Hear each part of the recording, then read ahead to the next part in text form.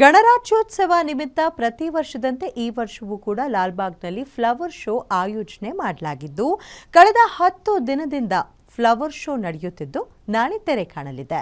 ಇಂದು ರಜೆ ಇದ್ದ ಕಾರಣ ಫ್ಲವರ್ ಶೋ ನೋಡಲು ಜನ ಮುಗಿಬಿದ್ದಿದ್ದು ಈ ಕುರಿತ ಒಂದು ಕಂಪ್ಲೀಟ್ ರಿಪೋರ್ಟ್ ನಿಮ್ಮ ಮುಂದೆ.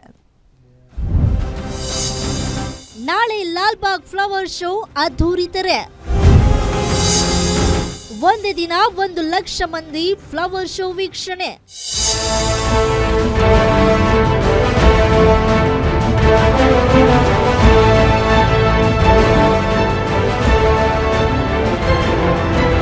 ಗಣರಾಜ್ಯೋತ್ಸವ ಅಂಗವಾಗಿ ಲಾಲ್ಬಾಗ್ ಫಲಪುಷ್ಪ ಪ್ರದರ್ಶನಕ್ಕೆ ಭರ್ಜರಿ ರೆಸ್ಪಾನ್ಸ್ ಸಿಕ್ಕಿದೆ.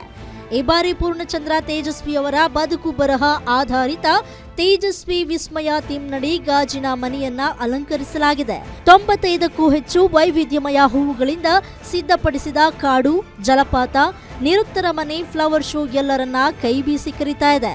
ಈ 219ನೇ ಫ್ಲವರ್ ಶೋಗೆ ನಾಳೆ ಅದ್ಧೂರಿ ತೆರೆ ಬೀಳಲಿದೆ.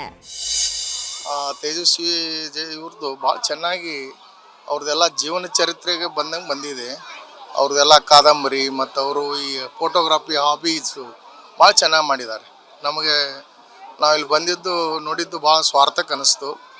ಒಳ್ಳೆಯ ಒಂದು ಈ ಲಾಲ್ಬಾಗ್ನಲ್ಲಿ ಇದೊಂದು ಒಳ್ಳೆಯ ಇದನ್ನು ಮಾಡಿದ್ದಾರೆ. ಬಟ್ ಇಲ್ಲಿ ಮಾಡಿದ್ದಾರೆ, ನಾಳೆ ಲಾಸ್ಟ್ ಡೇಟ್ ಇದೆ ಅಂತ ಹೇಳಿದರು. ಅದಕ್ಕೆ ಇಲ್ಲಿ ಬಂದು ವಿಸಿಟ್ ಮಾಡಿ.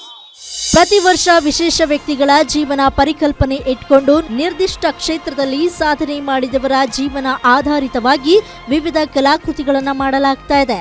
ಈ ವರ್ಷ ರಾಷ್ಟ್ರಕವಿ ಕುವೆಂಪು ಅವರ ಪುತ್ರ ಖ್ಯಾತ ಸಾಹಿತಿ ಕೆಪಿ ಪೂರ್ಣಚಂದ್ರ ತೇಜಸ್ವಿ ಅವರ ಬದುಕು ಬರಹ ಕುರಿತ ತೇಜಸ್ವಿ ವಿಸ್ಮಯ ವಿಷಯವನ್ನ ಆಯ್ಕೆ ಮಾಡಿಕೊಂಡಿದೆ.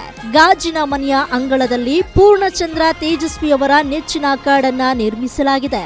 ಇದಕ್ಕೆ ಸುಮಾರು 95 ಬಗೆಯ 35 ಲಕ್ಷಕ್ಕೂ ಅಧಿಕ ಹೂವುಗಳನ್ನು ಬಳಸಲಾಗಿದೆ. ಫ್ಲವರ್ ಶೋನಲ್ಲಿ ಉಪಯೋಗ ಮಾಡಿದ ಹೂವುಗಳನ್ನು ಸಾವಯವ ತ್ಯಾಜ್ಯವಾಗಿ ಕನ್ವರ್ಟ್ ಮಾಡುವ ಬಗ್ಗೆ ಲೆಕ್ಕಾಚಾರವಿದೆ. ಸೂಪರ್ ಆಗಿ ಮಾಡಿದೆ ಸರ್, ತುಂಬ ಚೆನ್ನಾಗಿದೆ. ಇದ್ರಲ್ಲಿ ಪೂರ್ಣಚಂದ್ರ ತೇಜಸ್ವಿ ಪುಟ್ಟಣ್ಣ ಅವ್ರ ಮಗಂದು ತುಂಬ ಚೆನ್ನಾಗಿ ಮಾಡಿದೆ ಸರ್, ಚೆನ್ನಾಗಿ ಮಾಡಿದೆ ಸರ್. ಕರ್ನಾಟಕ ಸರ್ಕಾರಕ್ಕೆ ಧನ್ಯವಾದಗಳು ಸರ್. ಬರ್ತೀವಿ, ವರ್ಷ ಬರ್ತೀವಿ. ಈ ವರ್ಷ ಇನ್ನೂ ಚೆನ್ನಾಗಿದೆ ಸರ್, ಹೋದ ವರ್ಷಕ್ಕಿಂತ ಚೆನ್ನಾಗಿದೆ ಸರ್. ನೋಡ್ಬೇಕು ಸರ್, ಎಲ್ಲರೂ ಕರ್ನಾಟಕ ಜನಸ ಎಲ್ಲ ನೋಡ್ಬೇಕು ಸರ್. ಇದು ಇಂಥದನ್ನ ಕನ್ನಡ ಕಾಣಬೇಕು. ಒಟ್ನಲ್ಲಿ ಲಾಲ್ಬಾಗ್ನಲ್ಲಿ ಆಯೋಜನೆ ಮಾಡಿರುವ ಫ್ಲವರ್ ಶೋಗೆ ತಮಿಳುನಾಡು, ಕೇರಳ, ಮಹಾರಾಷ್ಟ್ರ, ಡಾರ್ಜಿಲಿಂಗ್, ವಯನಾಡು ಕಡೆಯಿಂದ 95ಕ್ಕೂ ಹೆಚ್ಚು ವೈವಿಧ್ಯಮಯ ಹಾಗೂ 35 ಲಕ್ಷಕ್ಕೂ ಹೆಚ್ಚು ಹೂವುಗಳಿಂದ ಕಲಾಕೃತಿಗಳನ್ನು ಅಲಂಕಾರ ಮಾಡಲಾಗಿದೆ. ತೇಜಸ್ವಿ ಅವರ ಕಾದಂಬರಿ ಕಥೆಗಳಲ್ಲಿ ಕಂಡುಬರುವ ಕಾಡಿನ ಮಾದರಿಯನ್ನ ಗಾಜಿನ ಮನೆಯಲ್ಲಿ ನಿರ್ಮಿಸಲಾಗಿದೆ. 25 ಅಡಿ ಎತ್ತರದ ಬೃಹತ್ ಬೆಟ್ಟ, ಜಲಪಾತ ಆಕರ್ಷಣೀಯವಾಗಿದೆ. Sangamesh Metre, guarantee news, Bengaluru.